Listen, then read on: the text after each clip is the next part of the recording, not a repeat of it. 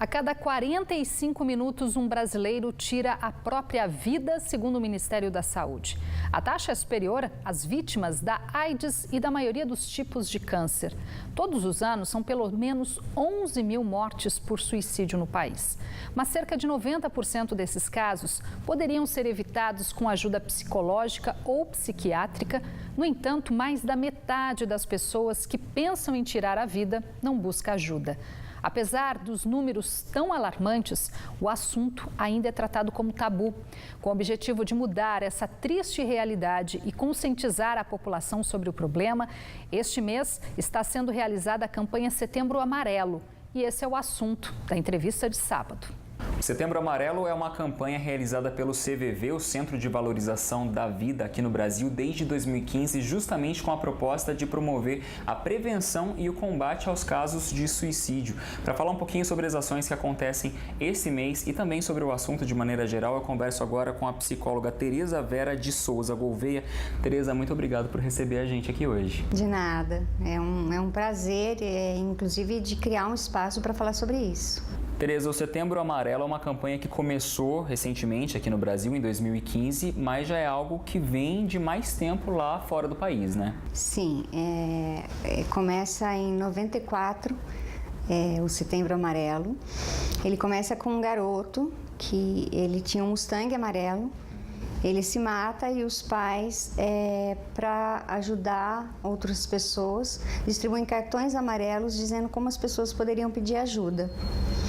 E aí, em poucas semanas, uma pessoa entrou em contato, porque eles entenderam que tinha surtido um efeito. E aí ele se torna um movimento mundial. O suicídio pode mesmo ser considerado um problema de saúde pública atualmente? Ele é um problema de saúde pública, a gente fala que é um ato individual e social, porque ele acusa ou ele identifica o que está acontecendo numa sociedade.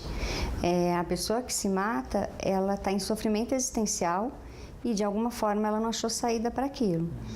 E por que a gente fala que é um ato social? Porque nós estamos tirando a tristeza dos espaços. Nós estamos encurtando o tempo da dor. Nós estamos restringindo os espaços de sofrimento. E se eu não tenho espaço para o sofrimento, eu começo a ficar com aquele sofrimento e eu não comunico.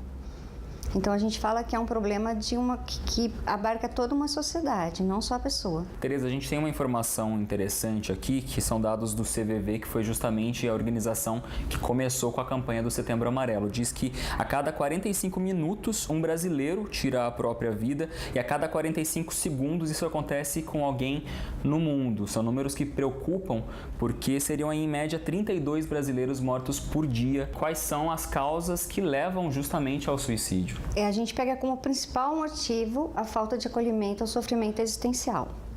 Em algum lugar está doendo muito. Eu não estou achando saída para aquilo.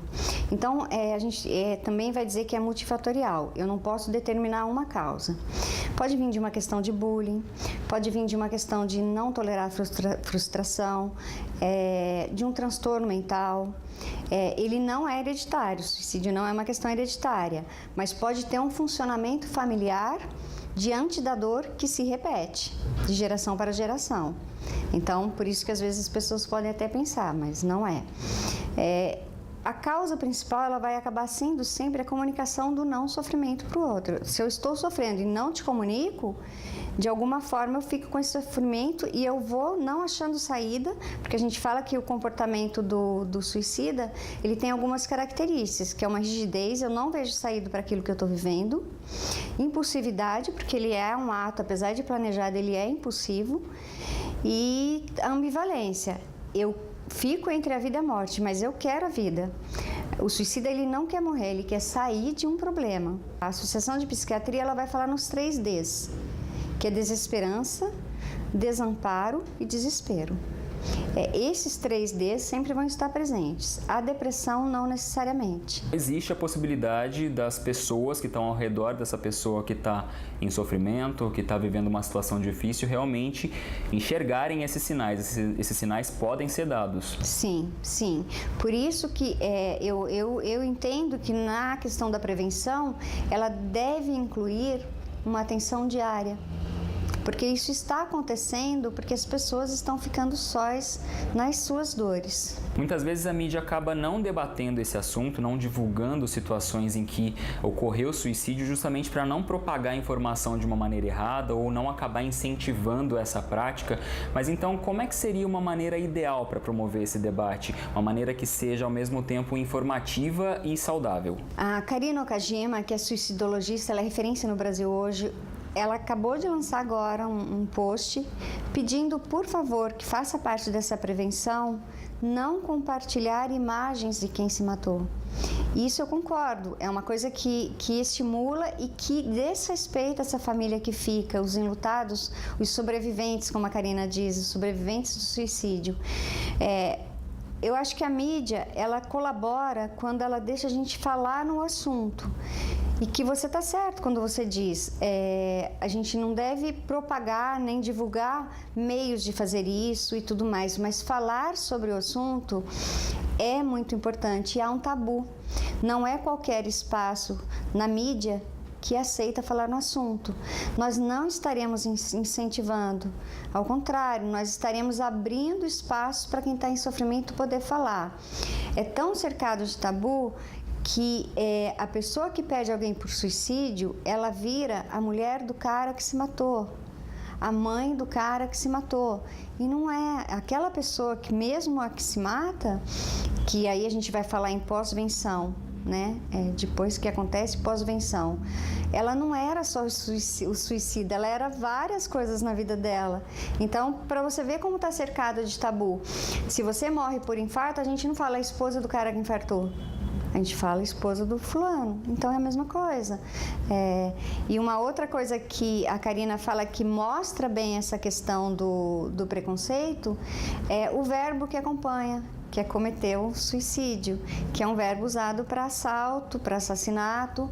Então, para a gente, é a pessoa que se matou, não é que cometeu o suicídio, né? Eu acho que é importante a gente começar a atentar para as palavras que a gente usa, acho que faz parte desse processo aceitar o diferente mesmo, né? Queria que a senhora deixasse aí o convite para as pessoas participarem desse debate, dessa discussão, desse evento que vai acontecer ainda esse mês aqui em Taubaté. Vai acontecer uma palestra no dia 11 de setembro, às 19 horas, no Anfiteatro do Bom Conselho, Departamento de Psicologia que está promovendo.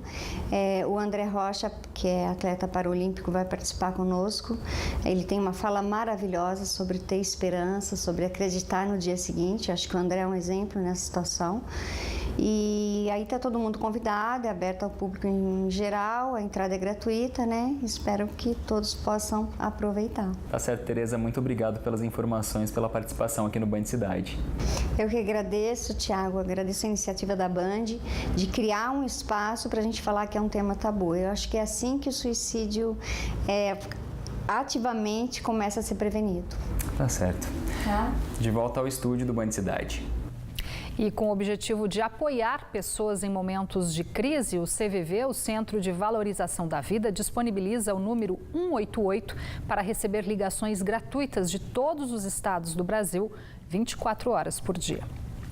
Vamos conferir agora a previsão do tempo para este domingo em toda a região. Os detalhes no mapa da Somar Meteorologia.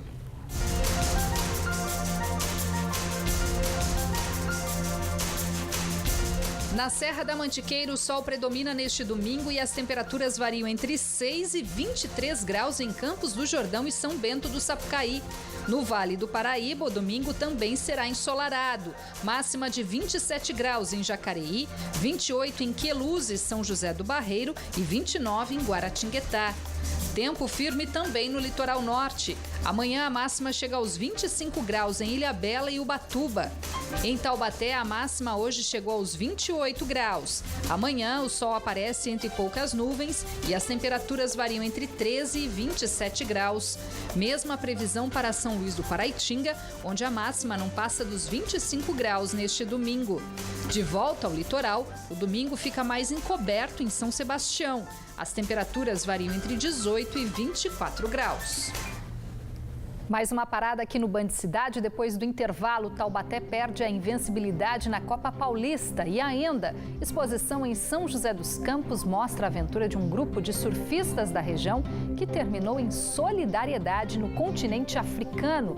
Voltamos em instantes, agora às 7h11.